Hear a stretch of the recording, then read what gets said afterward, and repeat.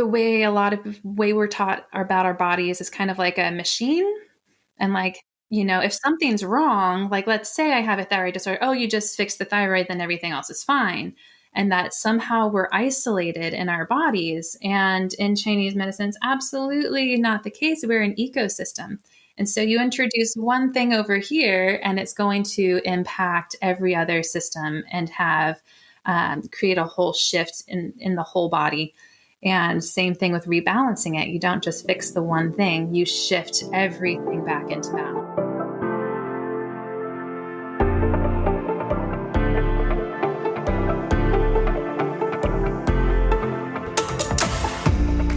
Hello and welcome to Nourish. My name is Kasia and I'm a holistic counselor and first-year doctoral student studying acupuncture and traditional Chinese medicine.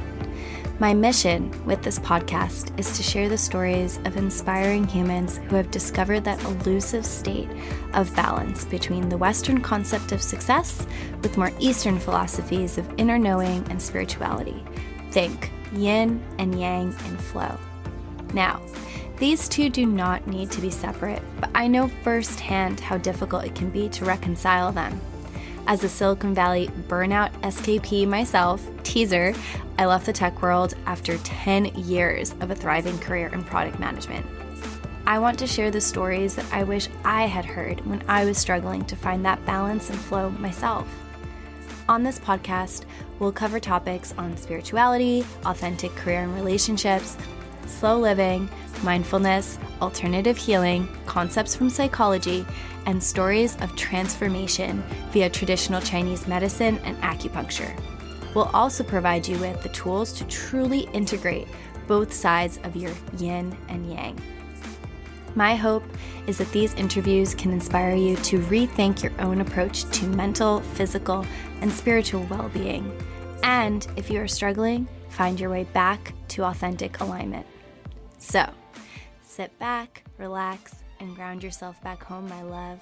Now let's get started.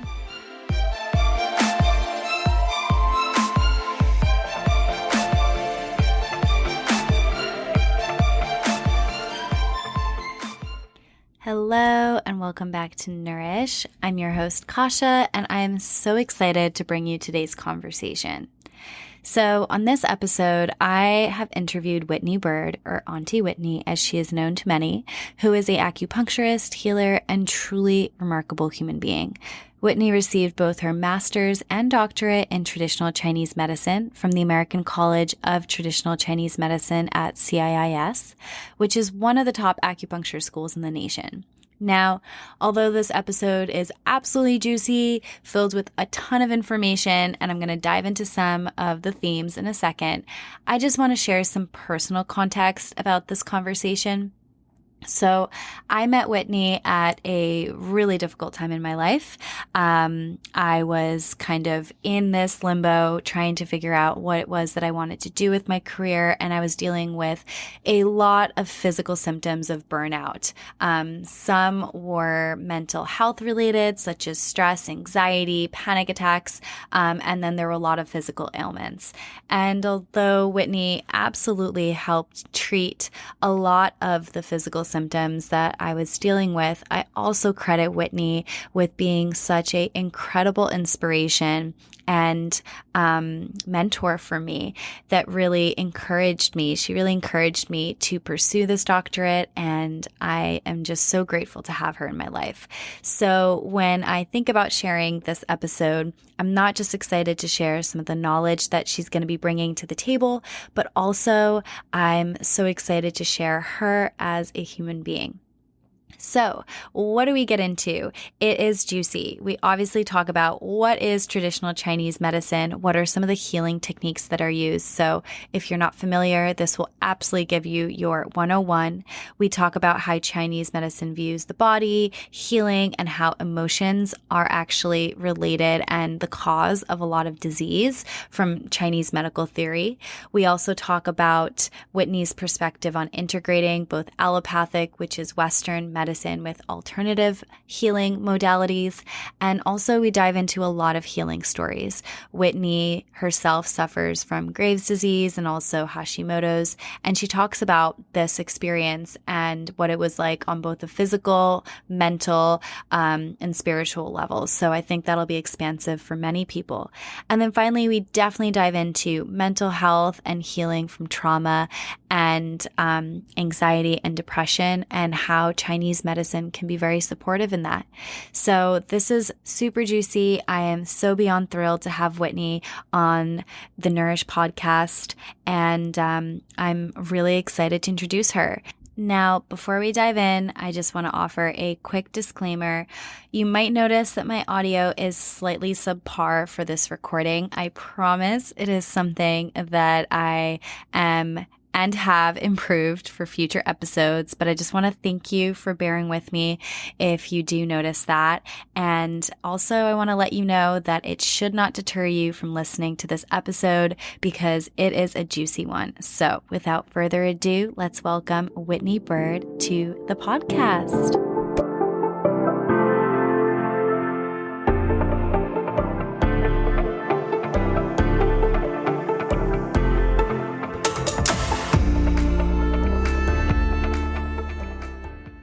Whitney, I am so happy to have you here. As I mentioned before to you over email and just now before we even got started, I feel like you're just such an inspiration for me personally and professionally. I said it before, but I'll say it again. You absolutely influenced my whole choice to go into Chinese medicine, like seeing what you're doing with your career, the people that you're helping, and just the vast knowledge and passion that you have for this field. And so I'm just so excited to have you here. All right. So before we dive into that, because I feel like that's that's a lot of warm words, but for those people who don't know you out there, what is your background and your upbringing? Like, how did you find your way into this space? Because I know that it was pretty non-conventional. And I think for those who are just curious about Chinese medicine, and also for those who aren't, who are just exploring something different, I think hearing your story will be very inspiring. Oh, thank you. My background was not at all in Chinese medicine, and I grew up in Vallejo, California. No concept of acupuncture, herbal medicine, really. And I was in a theater focused family. So we did a lot of theater, musical theater, Shakespeare, and whatnot. Had started modeling from a very young age, which was very much not my calling and path in life, but it was kind of what the family did. And I have a deep love and appreciation for that world. And then from there, went into technical theater, lighting design, producing corporate events, and that world, and loved it very much. But again, like I always wanted to go into medicine. But my view of Western medicine was very complicated. So I wanted to be a doctor from a young age, which was not supported at home. And then really wanted to be a forensic pathologist from a young age, which was an unusual calling. And really struggled as I got older and I became ill as a teenager. And I was homebound for a year and I had a disabled mother. And really not being aligned with the pharmaceutical aspect of medicine and seeing how detrimental it was in her life, seeing how detrimental it was with me. And I was so disheartened when I was like 16, 17 years old, because I was on 21 pills a day and wasn't healing. Yeah. And I was like, this is not medicine. It's not healing. This isn't really the way. And so I struggled a little bit, left another contract with an agency after conservatory. And they're like, well, what are you going to do? I'm like, I'm going to massage school, because I knew I wanted to go into healing and I didn't see the Western medicine path for myself. And I'm like, I know I can lay hands on people and that's powerful. And I didn't think that was like my end all be all career, but I knew it was the direction more aligned that way. And in massage school, met a couple of people who turned out to be mentors, who introduced me to Chinese medicine and meridian theory. And I fell in love with Chinese medicine. The first book they gave me, The Web That Has No Weaver, which I know you've also been reading, but it just broke my heart wide open to see that my views on nature, my views on spirituality, my views on medicine and healing, and even food and nutrition, they already existed. They had existed for thousands of years. And here's this whole complete system of medicine that I didn't even realize had been so expansive and practiced in so much of the world. So that was exciting, but I was very intimidated by Chinese medicine. It's in a different language. I'm, was a white girl in the Bay Area. And so I didn't think that was really a viable option for me. And I certainly didn't think I was smart enough to do it. So I found other work, went into a couple different fields for a while, always with the aim of going back to Chinese medicine, like when I grow up, when I'm qualified. And so I finally was mentored back into Chinese medicine with an injury and are very grateful. And turns out, my path and my education until then, based in nutrition, a little bit of herbal medicine, a lot of the sciences, actually did qualify me for applying to grad school. So, how old were you, I guess, at this age when you decided to make this change? Yeah, well, when I was first starting to go to the clinics at Five Branches in Santa Cruz, I was 20 when I was introduced to Chinese medicine, and everyone seemed much older, like seasoned adults, which seemed very appropriate to me.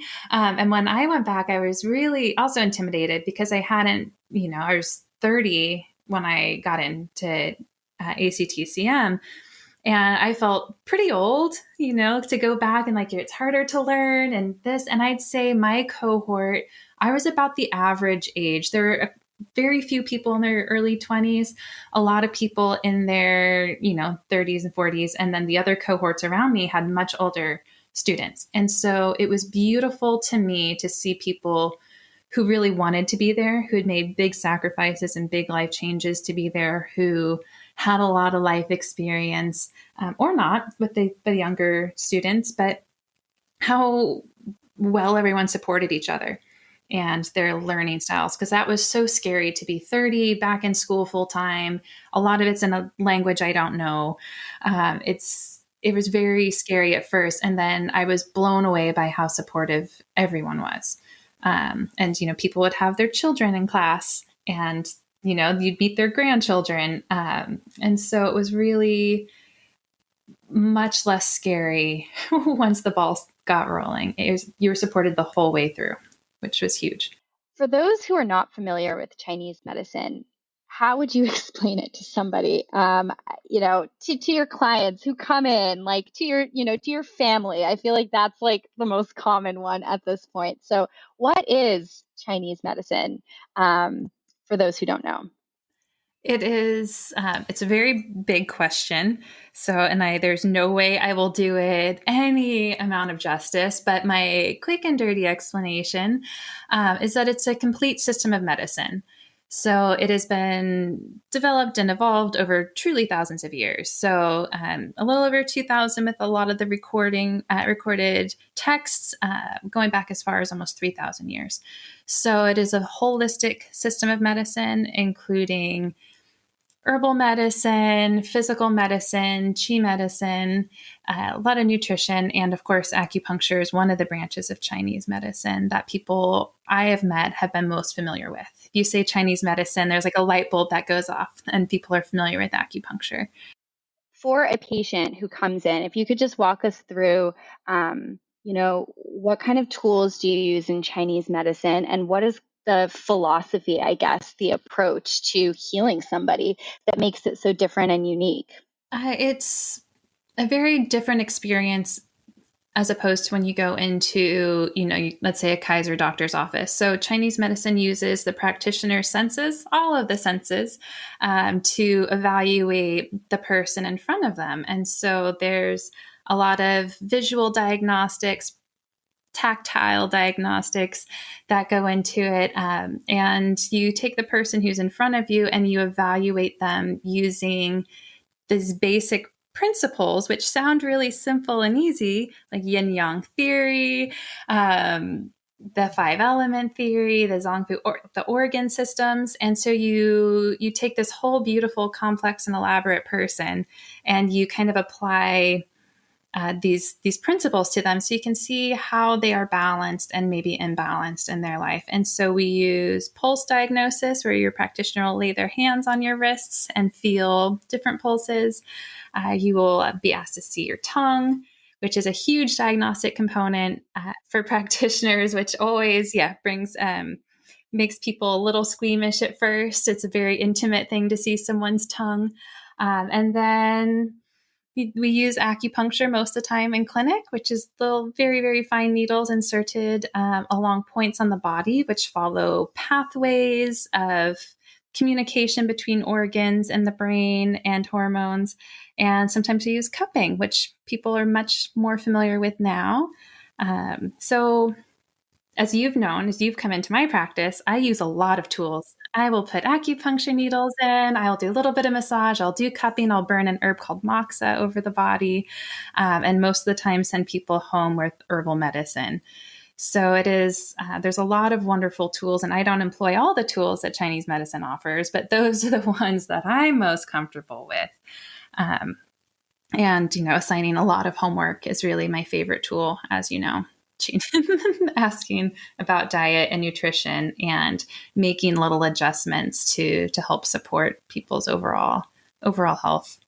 The homework that you would give me, I felt like I was just left with so much to do in between the sessions, which was really helpful. Just the holistic approach that you took to not just, the time that we spent together when I was in your clinic, but also the things that I was doing outside, I found to be really profoundly helpful. So, what do you typically see? And this might have also evolved as your practice evolved, but what kinds of patients do you typically see? Like, who's coming in for, Chinese medicine? I have modeled myself after my mentor, who Raymond Himmel, who's been practicing for 40 years, and he has a family practice. So he sees patients that he's seen for 35 years for a variety of ailments, from a car accident to cancer support, fertility support, all of these things. So I really admire that, because he takes care of the whole person, no matter what they're coming in with. And that is very much how I've styled my practice. So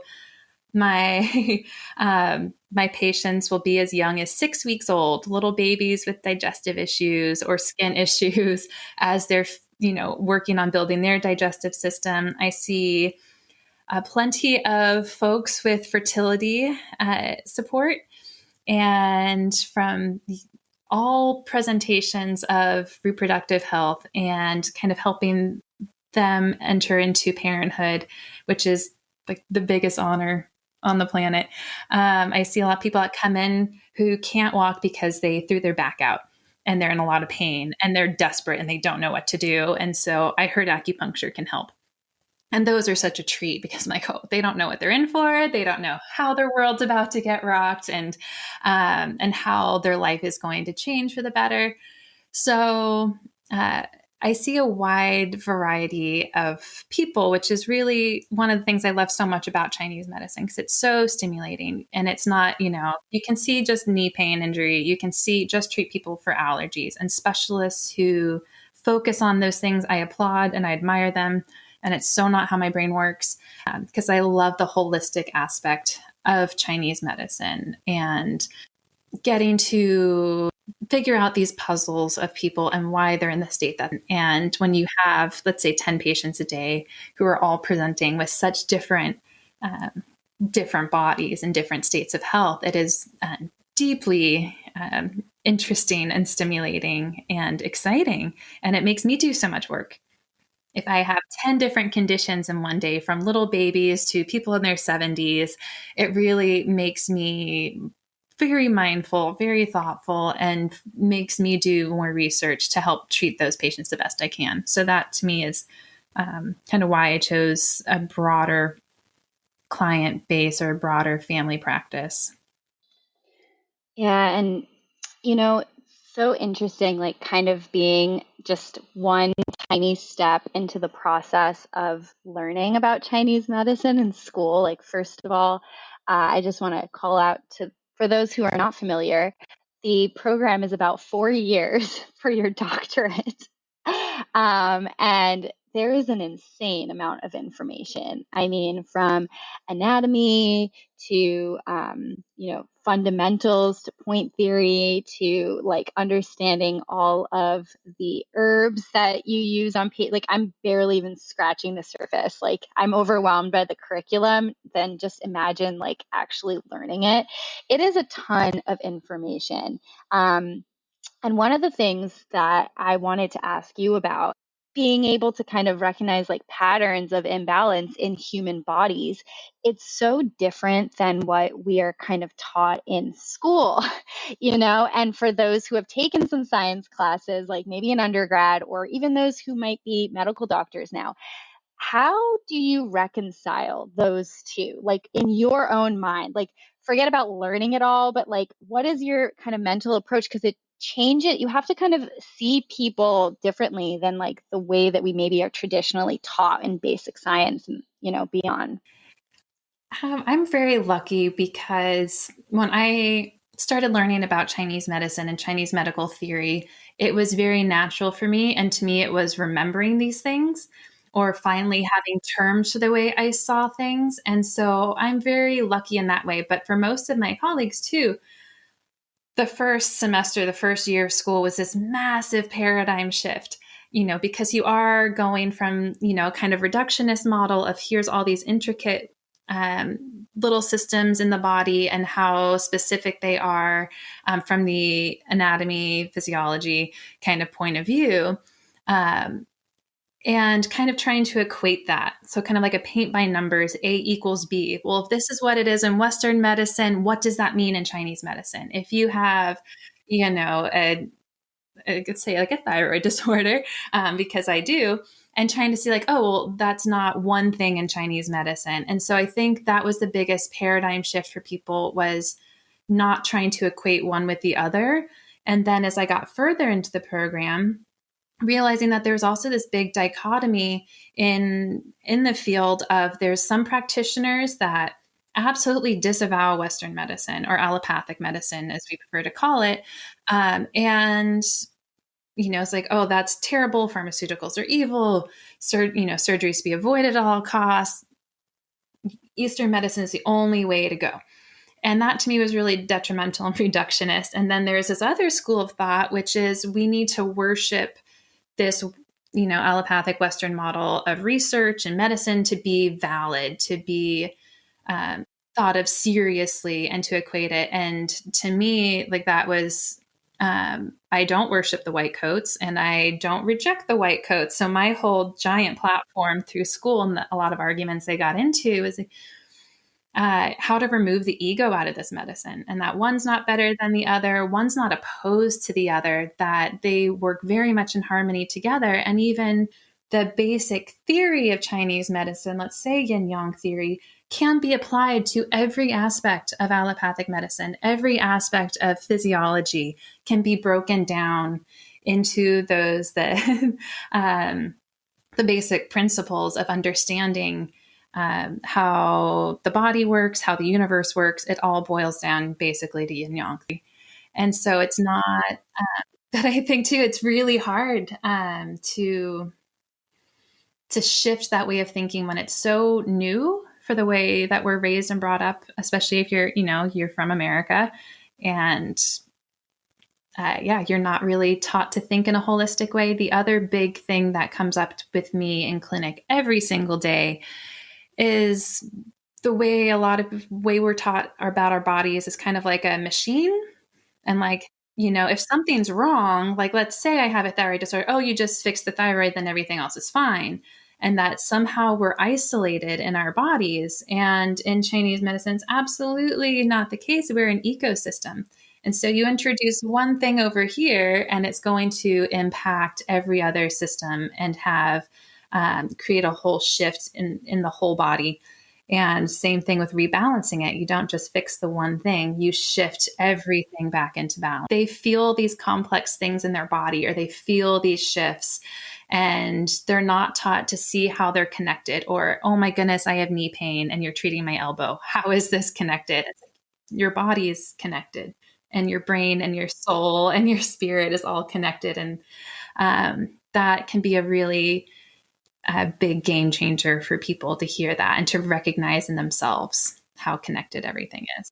Oh my gosh, that was so well explained. And I just I just want to echo that, like unbelievably so. I remember, in reading, I'm in fundamentals, so y'all, like I'm definitely not here to explain anything. That's why we have Whitney, but just reading about how, for example, emotions are recognized as a cause of disease, right? Like this is something that I fundamentally have always felt in my body. Like if I'm not processing them well, like I mean it affects like how I digest my food.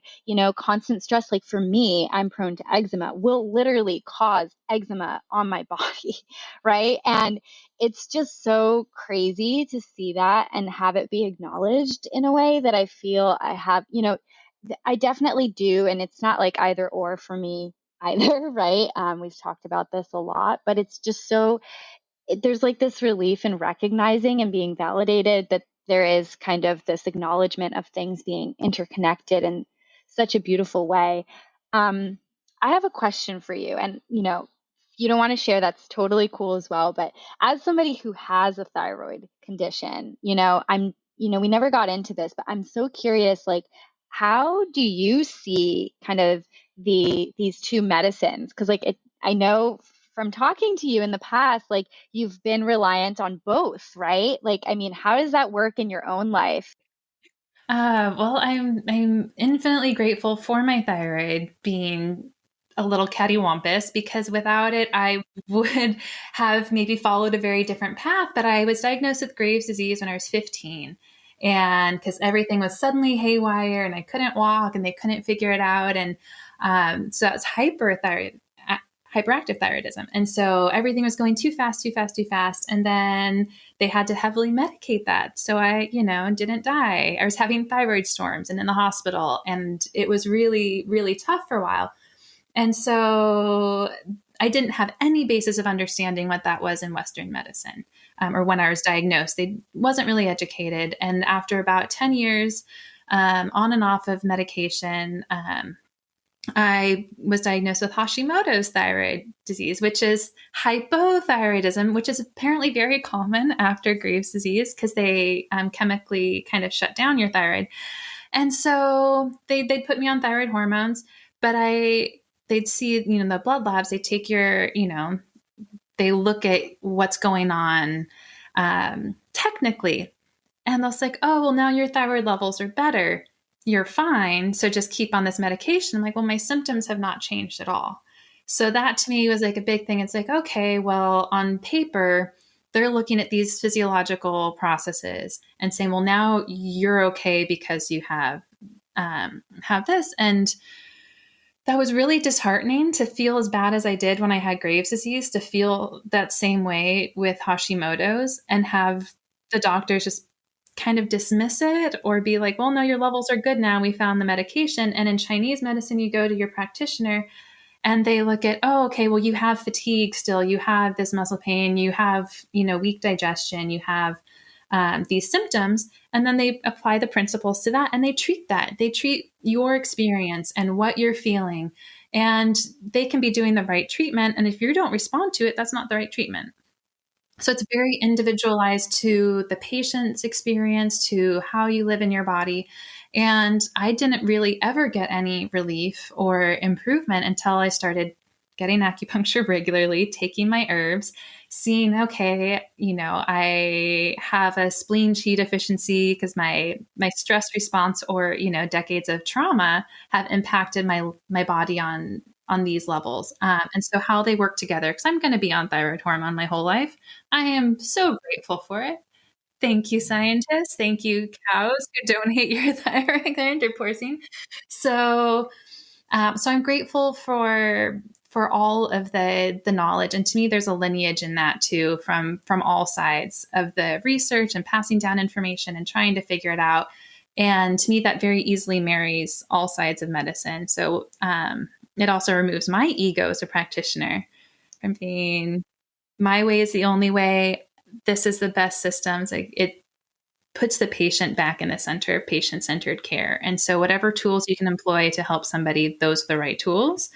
I don't know if that answers that question a little bit, but I I want to touch back on what you said a minute ago about the emotions. And I feel like the American healthcare system is finally starting to put some weight or money or impetus on mental health and how that affects the body. And they're doing it in an interesting way because they'll see only the disharmonies at like the most extreme, and not how to stay in balance, not how to recognize the subtle signs in the body, but then how to medicate for mental health, which is vitally important and uh, vital to our health in every way. But now I think they're starting to understand the connection to the mind body harmony a little bit. Oh my gosh, 100%. I don't know if I ever told you this, but I feel like my real turning point with my mental health was actually through acupuncture. And that was what really opened up my eyes to acupuncture. I mean, I had been uh, going to an acupuncturist for pain. I had sciatica when I lived in New York from a pinched nerve. Definitely helped with that. But I felt like the real turning point for me personally was when I was going through a profound amount of work stress and I was starting to have like panic attacks. I didn't know that that's what they were. Like, thank you to my therapist who helped me figure out that that's what was happening. But literally, like in the middle of the night type of things, like I would wake up, like, and I would just show up um, to my therapist's office. At the time, I was already working at Microsoft. This was in another department. And I would go to see an acupuncturist first. And every single time I would get on that table, literally, I would just be this like stressed out bundle of nerves. She would put a couple of points in, and I would like cry it out and then be fine. And I'm talking like going from like shaking, and like I'm so fine talking about that now because I feel like I'm in such a different place, but nothing was helping. Like it was to the point where I truly felt, and I'd been talking to my boss, who I'm actually very close with. He was my mentor in product management, the field that I'd worked in for some time. I had like told him like, look, like I'm really overwhelmed, super stressed. He started to talk to me about like options like that I could take and that it's like normal, like a lot of people feel like this. And I was like, okay, like something's off, like if my lifestyle is causing like this imbalance, because I wasn't always like this, like I was fairly balanced, and so I just felt like acupuncture gave me this relief, for the first time, and that was just amazing to me because it happened instantly. So I just want to kind of throw that out there, like in terms of like the mind body connection, like it's wizardry. Okay, it's not, but like it feels like that, But it Yeah. feels that way. Yeah. And that's such a beautiful experience that you had. And I'm so glad you had the support from your boss, that you had a great therapist, that you had an acupuncturist who worked with that. And yeah, in Chinese medicine, like the spirit resides in different organs, and our mental and emotional state are inseparable from our physical health. And yeah, when I started acupuncture, and actually still like until probably like last year, as soon as I get on the table and like they would touch me to take my pulses or the first needle would go in, I would just be sobbing. And it was so embarrassing for me to go through that. I'm like, oh my gosh. And even like in the school clinic where you're being treated by your classmates. And I'm like, oh, now they see this dark place in me and whatnot. And now having a deeper understanding, you're like, no, that is very much a part of the healing process. To us, that's like, where those disharmony lies are so indicative that, tears are the fluid of the heart. Generally, if someone is that tightly wound that they cry the second the needles go in, it's like liver cheese stagnation, which is me to a T, which is stress and trauma. And I remember like when I was in massage school, being really disheartened because I was taking on a lot from people emotionally who I would work on their bodies, and being like, well, there's no way I can do Chinese medicine if I am this susceptible to other people's emotional states that I was taking it on. And of course, Chinese medicine, the first year they teach you about boundaries and taking care of yourself energetically. But even when I started practicing, I realized I was still having like emotional issues that I could intellectually kind of understand, but wasn't really embodying. And then last year in 2020, when I started doing work with Acupuncturists Without Borders, and when I started working with IHON, the other volunteer group, it's all trauma informed care. And so I was taking these classes and this training to treat people with PTSD and mental health issues. And really, like, I would feel so tight in my body. And I'm like, I don't know, I want to do this work, but I don't think I am capable of it. And then realizing when I'd hear certain things, being like, oh, I need this care. And so reading books like The Body Keeps the Score, doing all this additional acupuncture training on trauma was so revolutionary to me. I went into a 10-week PTSD therapy course as on the receiving end and started doing more PTSD training, had a new therapist, started taking medication to address it, and realizing that there was really no way for me as a practitioner to truly help anyone in a state of trauma without acknowledging and addressing mine. And once I had a better understanding of that, everything started flowing into place. And then I really could dive deep into doing the work that I wanted to do. And that was just mind blowing how beneficial acupuncture specifically was for trauma. And how much research there is. There's so much research on how acupuncture helps the brain and the body to integrate that healing. So very life-changing. Well, that was a very perfect pivot into what was going to be my next question. Because I actually am just so fascinated by the effects of Chinese medicine as a whole on emotional distress, may it be anxiety, depression. And I think it's just so remarkable the work that you've done from the volunteer side in terms of kind of providing this care to people. I know you work with Healers Action Network, Acupuncture Without Borders. You work with a teen treatment center, which provides Chinese medicine acupuncture to teens. And I mean, I know that in general, like, according to data from UNICEF, it's estimated that 1 in 7 adolescents experience mental disorder of some kind. And this amounts to an estimated 166 million adolescents, boys and girls globally. So what are you seeing in terms of, some of this very difficult volunteer work that you're doing with youth? What are you seeing as kind of a practitioner going into this space, and what kind of care are you able to provide in these situations? Yeah, well, there's a whole lot there, and there's those numbers are accurate, I'm sure, like, of who's diagnosed and who's getting treated. But I think we've all been teenagers if you're listening to a podcast like this. And we know like how tumultuous those emotions are and those hormones and how extreme everything feels. And now I think there's more education on how to watch out for imbalances that turn into mental health conditions and that have a diagnosis.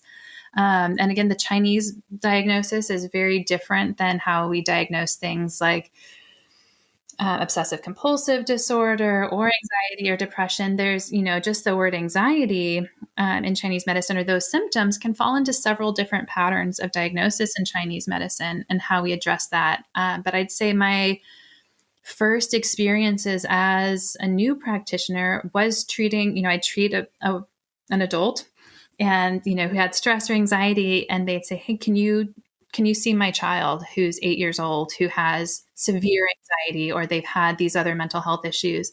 And so learning how to do that with pediatrics and teenagers, and how you can kind of calm things down. You can calm the Shen, calm the spirit, allow someone to get traction when they have these other tools at their disposal.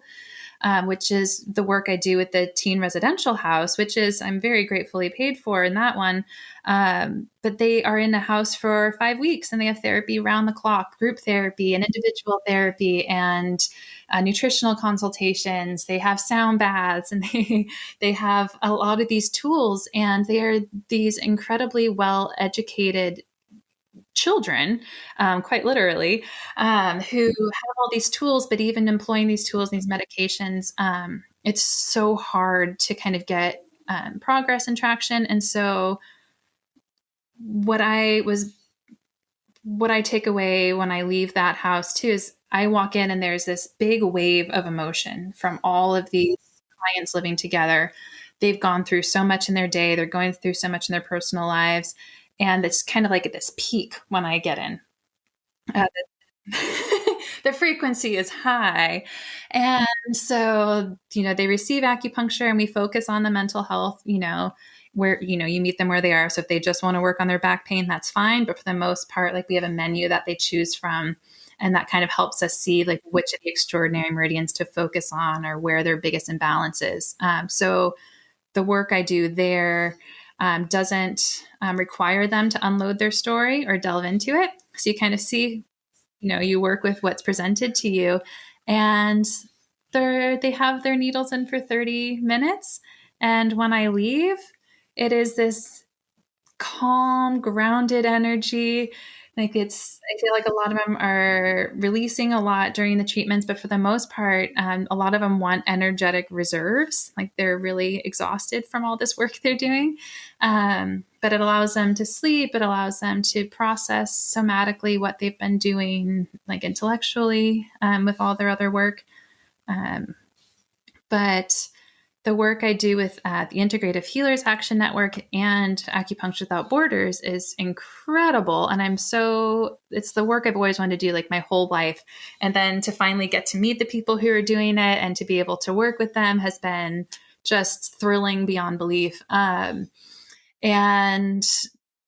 they're specific trauma clinics.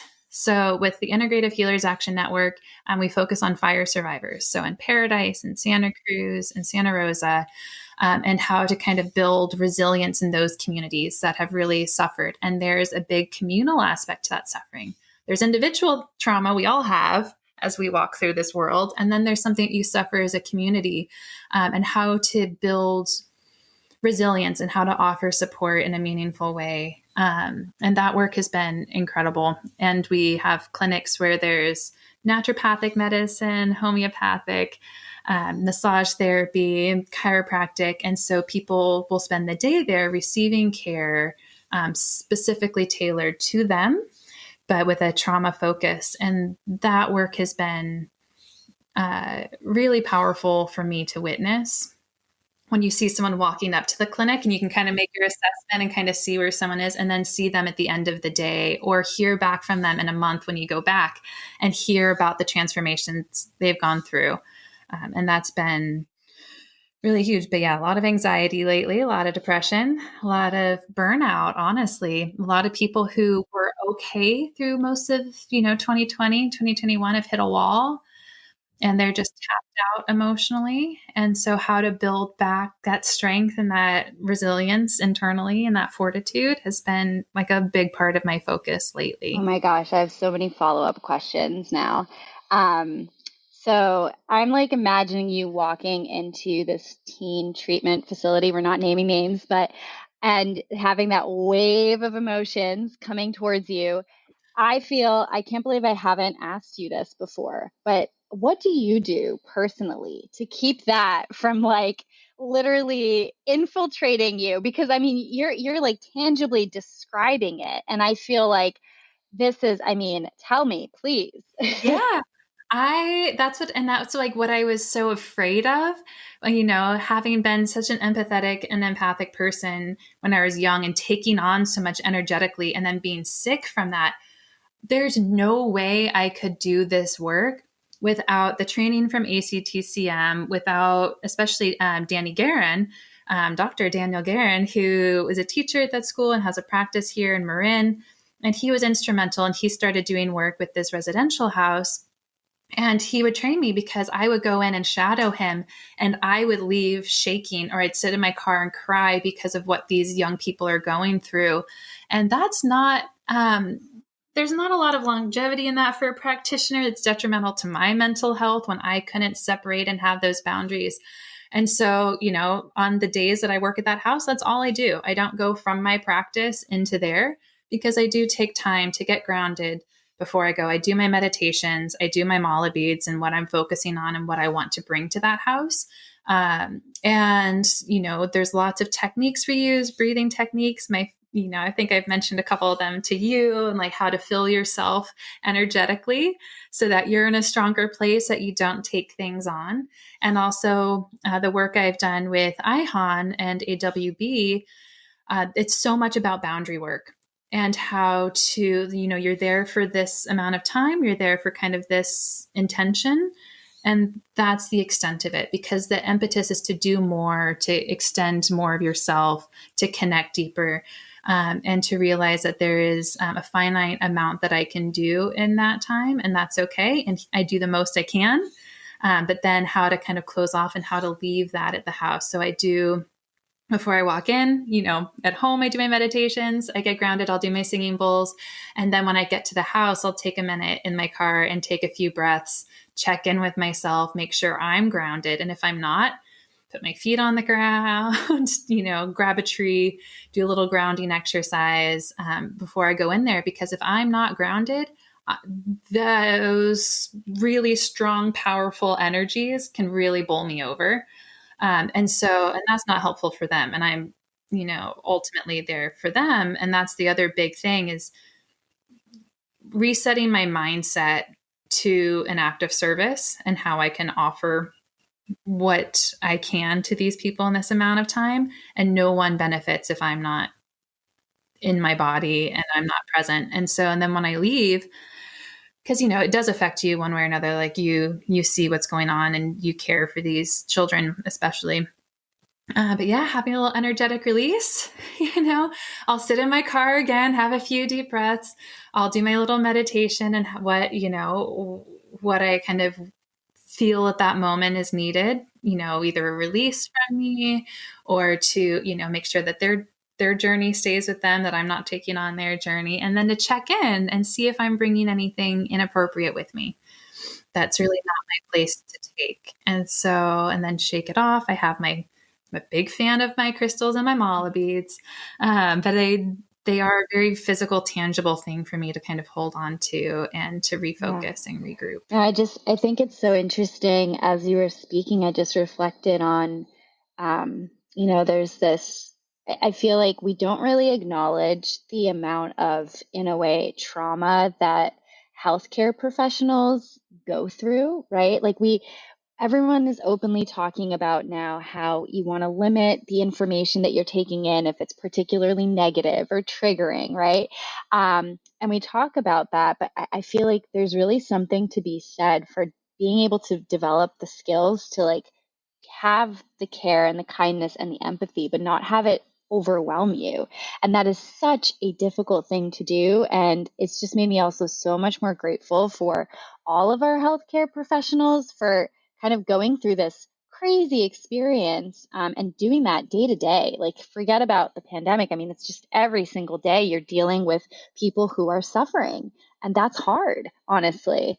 I do treat doctors and I do treat nurses. And then we have the IHON clinics for the volunteer firefighters who don't get as many resources. And there's the trauma that they see. And then there's the secondary trauma that they take on because it's unrelenting, like, witnessing people in suffering all day. And I think that's one of the tremendous gifts of Chinese medicine, is that it focuses a lot on the practitioner's health, emotionally, energetically, physically.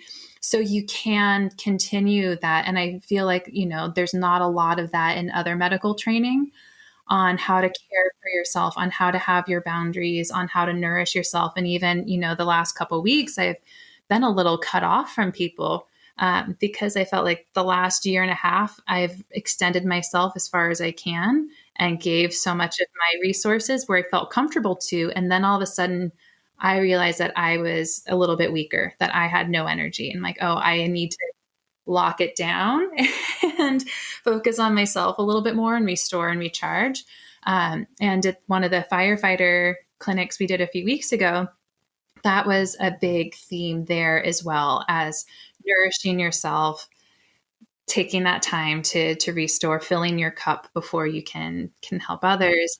But yeah, and now I think there's a lot more coming out literature wise about secondary trauma from health practitioners and how much they've sacrificed, and the toll that it's taken on them. And yes, that's why it's been on my website since I started. But yeah, any like frontline workers, any hospital workers, anyone that's doing that, like my doors open, no cost, no charge, because it's so important we take care of each other in all ways. And I think a lot of healthcare practitioners feel it's a one-way street. You take care of other people and don't receive so much. And that's a new thing for me too, of receiving nourishment and love from others.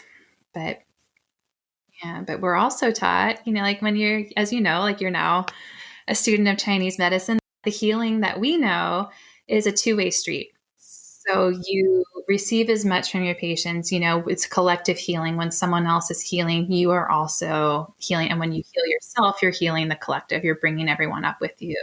And so I see that all the time in the clinics as well, which is huge. So that actually brings me to my next question. Communal healing. I noticed that when I was kind of reading about the work that you do, that a lot of it, you obviously have your one-to-one practice that I have very gratefully many times received care in, but I know that you do a lot of work in a group setting.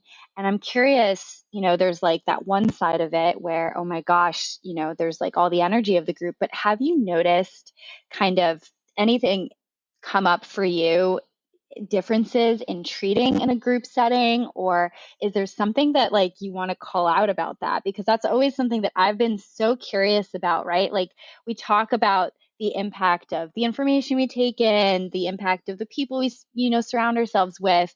Like, how does that kind of come into play in terms of healing, if at all? So much, and in ways I didn't expect when I learned about it kind of intellectually or academically, because there's one-on-one acupuncture, which can be cost prohibitive for people. And then there's community acupuncture, which is generally much more, feasible, affordable. And where, there's a group of chairs and, or like reclining chairs, and there's multiple people getting treatments in the same room together. And because of the lower price, like I had this impression that it was like a discounted service somehow. And then as a practitioner, realizing, number one, people aren't disclosing their entire health information to you because there's 5 people relaxing around them. So you really use your diagnostic skills in a very efficient, quick way, and you run through them a little bit differently.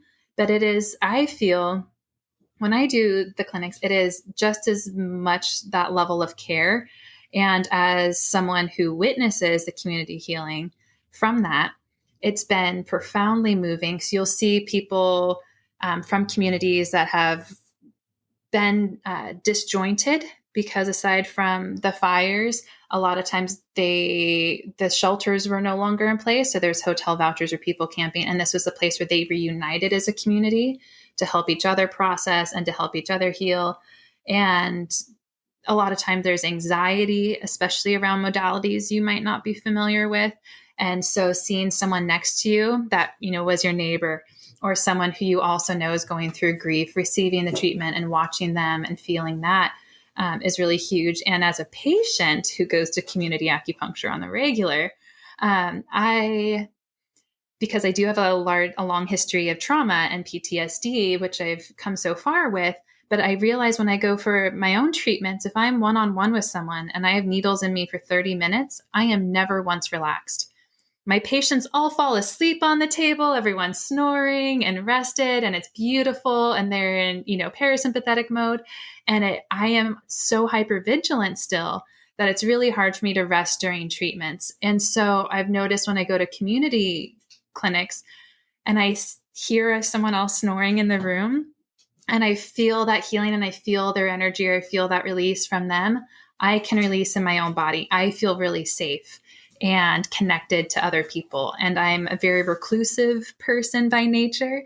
And so that was really wild for me, finding safety with other people in a very vulnerable feeling position, covered in needles and having emotions. So I feel, I see so many beautiful, powerful moments. And I'll say one more thing because I love it so much. But even at the volunteer firefighter clinics, having people who've never seen acupuncture before receive a treatment, have their own healing experience, and then 2 months later, they bring their friend and they say, you have to do this with me.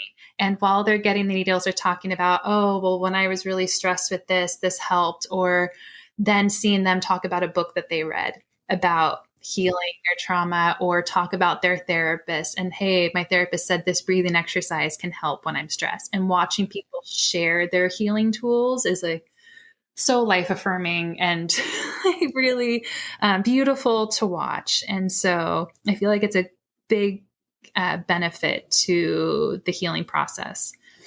Yeah, I'm truly really excited about that, especially kind of coming out of, what feels like such a isolating time. Like we're strangely more connected than ever, and yet also more isolated now than ever. And I mean, the stats on loneliness don't lie. I think it's like 5 in 10 adults in the U.S., talk about feeling lonely, like express their daily experience as one that is lonely. And so it's definitely, I feel like something that is really interesting to look at social wellness and health from the perspective of like doing it together, right? Like individual wellness is also community wellness in a way. So I love that. Yeah, and it benefits everyone when you start healing and when you share that. 'Cause one of the things that I run into too is that you don't know what you don't know. And so you might not know what's an option for you. You might not know what's healing. And so,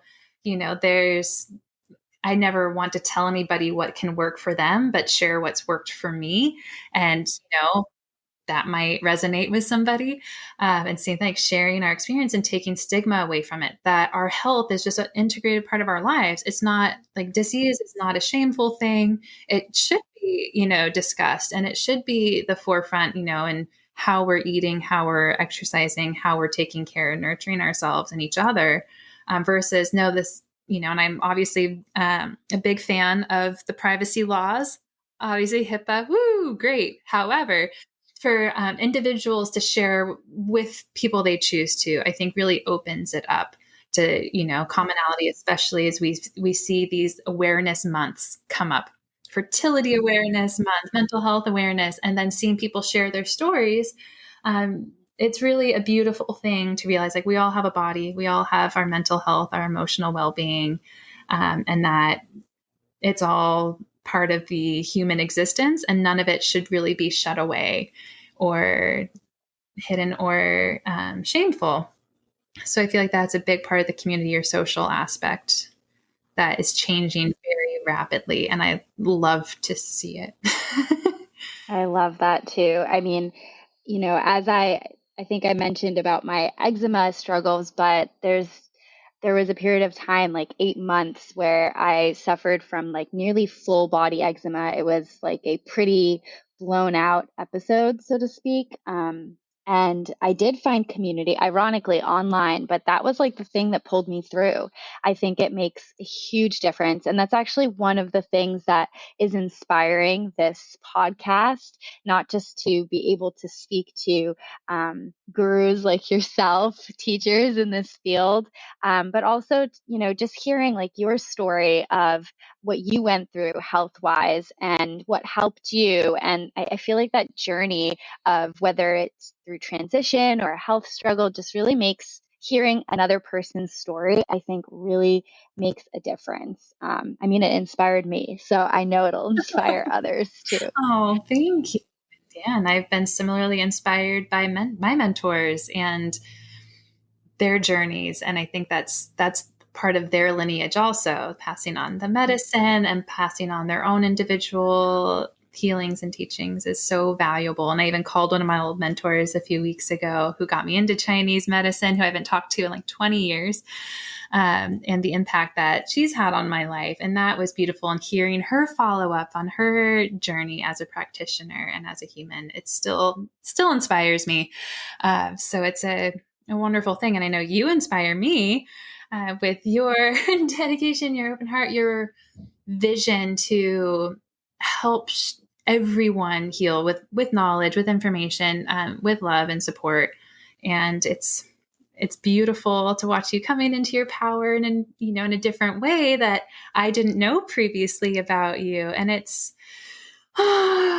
very inspiring. I so appreciate you and your work. Oh my gosh, thank you. So speaking of nourishing yourself and your body, the theme of this podcast is nourishment. So I'd love to close with hearing, how are you nourishing yourself this week? So we're making it tangible. Yeah, exactly. I'm like, some weeks are better than others, which is a big thing. But yeah, like I had to like relearn how to feed myself and what sleep is like. And as a practitioner, because when that is out of balance, it's really detrimental to everyone. And so this week has been really wonderful. I'm allowing nourishment to come in the form of love and letting somebody show me healing love, which is really a new aspect of my life, which I'm very grateful for. Taking the impetus off of myself to cook right now because I am in a really low energy state. Like I'm spent, I'm exhausted. I don't know which way is up. And so going out to eat and having beautiful, nourishing, healing meals and not feeling guilty for not cooking it at home has been really wonderful. I'm getting a massage later today, which is, but yeah, but I say weekly, it's like, yeah, getting acupuncture, community acupuncture, full acupuncture, getting massage, even just getting a pedicure and having a little bit of a foot massage, which is just wonderful, is an act of like self-love and nourishment. And, connecting with friends this week has been really nourishing. Also fills my heart cup. I love that. Well, those are some great ideas. I might take some of those for this weekend. So, yeah. Well, thank you. Thank you so much, Whitney, for joining us today. I thought this was an incredible conversation, as is every single one that I have with you. And I'm just so grateful that you were willing and open to share this conversation with others. Thank you.